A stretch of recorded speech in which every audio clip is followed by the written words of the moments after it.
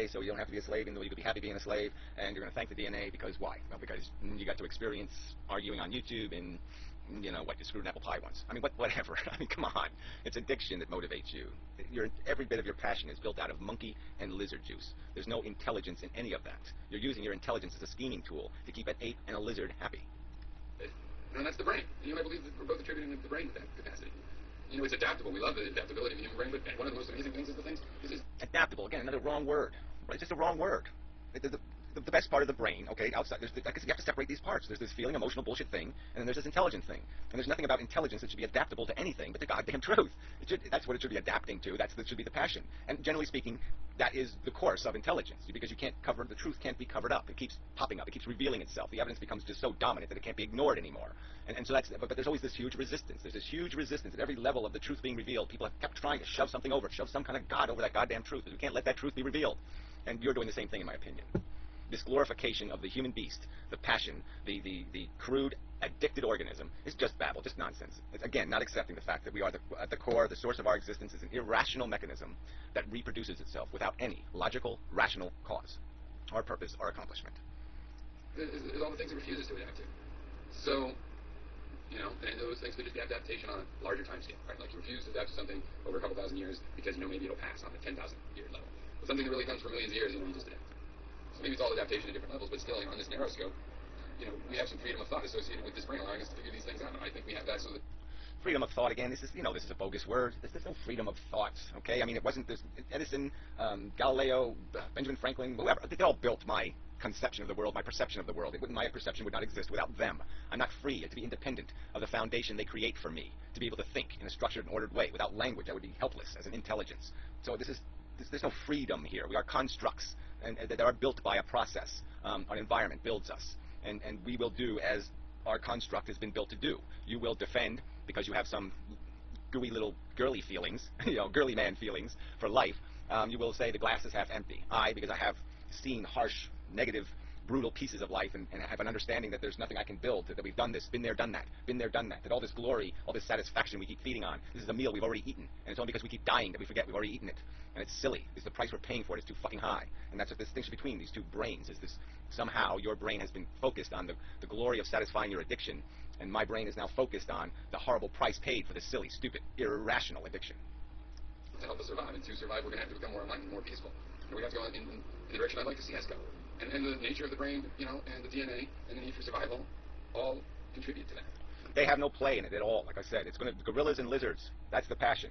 The intelligence is this thing that if you don't have tremendous intellectual discipline, okay, the lizard and the ape will use your brain, the rest of your brain, like a fucking hammer. They will use the tool of intelligence to scheme and connive a way to manipulate and destroy anything in the way of its passion, what it loves, what it has defined as cute, what it cares about because it has a personal relation to it. All this subjective crap will rule the fucking individual organism. And as long as individuals are owned by their individuality and not any devoted, principled understanding of their obligation to civilization, there will be no civilization. So I need to go in that direction. And I think to a certain amount of necessity, in the sense that it's, you know, kill it or cure it. You know, we either go in that direction or we die out. So, you know, there's a conceivable, horrible, more likely road where we will destroy civilization, we will brutalize the human organism, we will sentence it to a harsh, dismal, cockroach existence.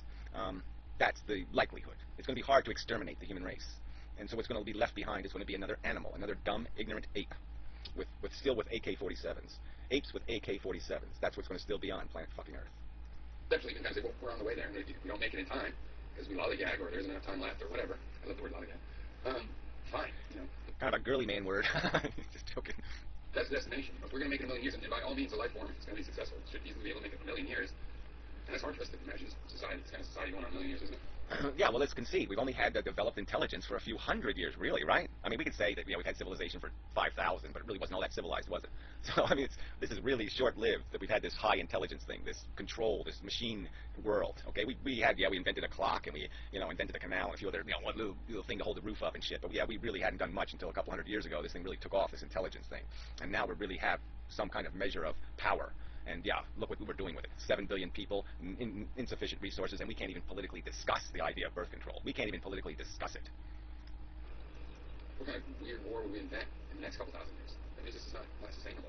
And yet, as a life form, you know, life form ought to be sustainable that long. I certainly think that DNA, if it were to be said to have expectations, would expect us to make it longer in a couple 1,000 years longer?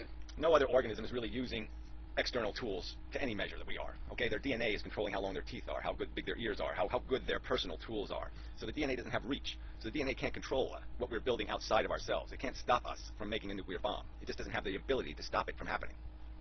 So 100,000 to be considered a success. Okay, so it's given us this brain which can help us over this threshold.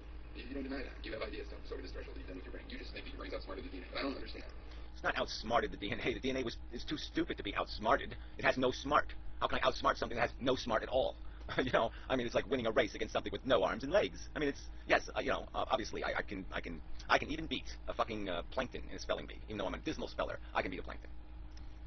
What it really is that you think the DNA, quote unquote, wants. Because we create our own, to me, all of the agendas possible are out there in nature. All right, there's not all the agendas possible, blah, blah, blah, blah. The agenda is consumption and reproduction with no cause, no balance, no regard for how much suffering is paid for the orgasmic pleasure. It uses things like addiction, desire, passion to control, to obligate organisms to ignore their intelligence if they have any, and keep marching through it, to compel them to create intense motivation that is counterintuitive to the intelligence. You know, I know we use those words in the reverse manner, but intelligence informs us that this is stupid. That's what intelligence is going to say. Our passion is going to keep saying, no, it's beautiful, it's wonderful, it's magnificent, I must touch it, I must feel it, I must have it. That's the dilemma. We create areas and find areas where it's kind of like having a garden. Having a garden is really nice. The jungle is nice, but having a garden can be even nice if you're really good. You know, maybe it makes a little jungle in there. It's my particular flavor, but let's just say a garden. A gardener can take an area and make it really nice. I mean, walk in the forest, okay, it's all kind of beautiful, but in terms of having a country garden kind of quality, most of it isn't like that. Sometimes you walk up to the top of a hill and there's a little knoll, or you come into a meadow and there's just an idyllic place. You know, it has this kind of feel that you're going for if you're trying to create a garden. The magic of gardening is wherever you... Yeah, this idyllic feel, again, we're back to this concept of how does it feel? That's how we measure its value. What part of us does it rub the right way? Which one of our crude ape and lizard sensibilities does it tweak just right? And that's how we're defining its value, and that's the imbecility of this circumstance. The value's got to be done, the value equation's got to be processed by the most capable instrument to process it, which is the objective intelligence. So yeah, it's just silly. No, it's not silly. Silly's the wrong word, sorry. But yeah, this metaphor that there's some way we can tweak it. I mean, I've made the argument that yes, we can make this a lot safer. We can make it fail safe, and we can take a substantial amount of the conscious suffering out of the equation by going into a virtual reality. And that to me is probably the safest and best place for consciousness to exist. But you've seen what happens when you just, again, another subject you can't even rationally talk about with people. They don't get it. They don't get why it's necessary, and they can't figure out why it optimizes our circumstance, why there is logic to having that garden by structuring the environment and optimizing the environment. They're just going to keep saying nature, nature, nature. That's what they're horny for. That's what they've been conditioned to think is their mother. For houses, to some restrictions, I think you can try to recreate this sort of environment, okay? But they happen naturally in nature. And that's what I think is good about nature, is these good examples. Those environments, those circumstances, they don't really happen in nature. Those are just superficial. Okay, it's like gratex on the beach the other day. Yeah, it's superficially pleasant. But we know if we scratch at it, we pick at it, we can find the flaws in it. It's not a perfect holodeck. It's a flawed, very flawed, fake image. It's a limited perception. It is not a complete and honest picture of the reality. Examples are out there. And there's bad examples too. You know, and so that's the sense in which nature, is beyond good and evil, doesn't have agenda, isn't saying that the good ones are good and the bad ones. Good and evil. See, this is another piece of something held over in our culture. This idea that we put these two words together, good and evil, when they're really not the same thing. There's good and bad, or there's pleasant and unpleasant. All right, but this idea that the opposite of good is evil. Now we're applying intent. Like we can have something that's good, and it could be a value equation. It has nothing to do with its intent. It just has to do with the quality of it. All right, it's well made, so it's good. It's poorly made. You don't say it's evil. You just say it's deficient. It's inefficient. It's bad, flawed, broken. So it should be good and broken. So if we use those kind of metaphors, it's going to be a lot easier to look at nature and call it broken. They're bad, it's just saying here they all are. But it does end up creating these good spots, which we can then go and learn the principles of. And we can make our spots good, wherever they may be. Again, the good is this superficial, rose-colored glasses, foggy image of the reality.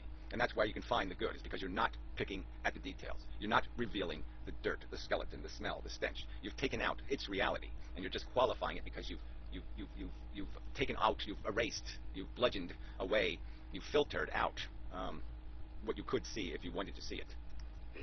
And we can expand the goodness in nature in that way. That's how I think we get ahead of the game. And it's not winning the DNA, though. I mean, the tools I'm going to do this with is this amazing Swiss Army knife. Given me by my DNA. Again, Swiss Army knife that we put in the hands of a monkey and a lizard. The intelligence is not using the Swiss Army knife. The monkey's using it. The lizard's using it. So it's just a fucking lethal weapon in the hands of a maniacal lunatic. Super complicated computer to accomplish this was given by the DNA. How could I just, there's no feeling that's appropriate but thankfulness. again, a feeling of thankfulness. I mean, really, that doesn't even work. I mean, thankfulness is more of an idea, and it's usually something based on a principle. I mean, you're thankful because you understand that somebody did some good for you, or they extended some effort. It's really not some kind of feely thing. So whatever, and the idea that you would be grateful to a crude force that created an addict who is part of a 7 billion strong loony race of reproducing monstrous Frankensteins that are on the verge of causing huge toxic destruction to an environment that will cause untold harm and nastiness to sentient beings for untold millennium. Yeah, that's not exactly something to be thankful for.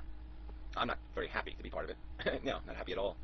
That's my destiny, to be one of the monsters, one of the little Frankensteins that had the potential to do something, and instead gave the army knife to a dumb fucking monkey. Yeah. The end. That was fun. So, good video. Till next time. Thanks for the conversation. But it probably is pointless.